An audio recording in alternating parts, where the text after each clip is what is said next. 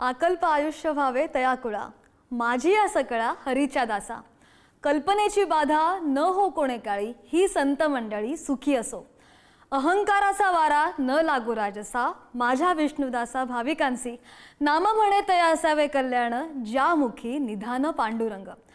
मंडळी, अभंगाच्या ओळींप्रमाणे जात संत नामदेव महाराजांच्या हिंगोलीमधील जन्मस्थानावरून पालखीचा पंढरपूरकडे प्रस्थान झालंय आणि यावेळी वारीसोबत 700 वारकऱ्यांची पालखी पंढरपूरच्या दिशेने रवाना झाली आहे.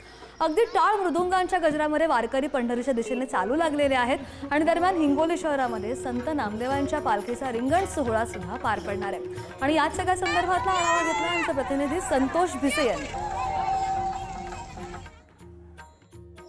संत नामदेव महाराज यांचं जन्मस्थान असलेल्या नरसी नामदेव येथून आज पंढरपूर दिशेने नामदेव महाराज यांच्या पालखीचं जे आहे तर प्रस्थान झालेलं आहे. आपण बघतोय, आपण सध्या पालखी मार्गावर आहोत आणि या पालखी मार्गामध्ये जे आहे मोठ्या संख्येने वारकरी जे आहेत सहभागी झाले आहेत.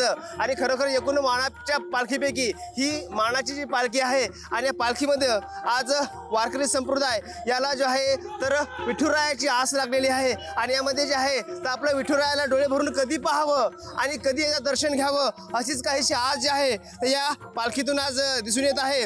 खरं तर सुंदर असं नियोजन या पालखीचं करण्यात आलेलं आहे. भेटी लागे जीवा लागलीसे आस पाहे, रात्रंदिवस वाट तुझी, याप्रमाणे पंढरपूरच्या दिशेने रवाना झालेल्या पालखीला आता आस पूर्णता लागलेली आहे ती विठुरायाच्या दर्शनासाठी.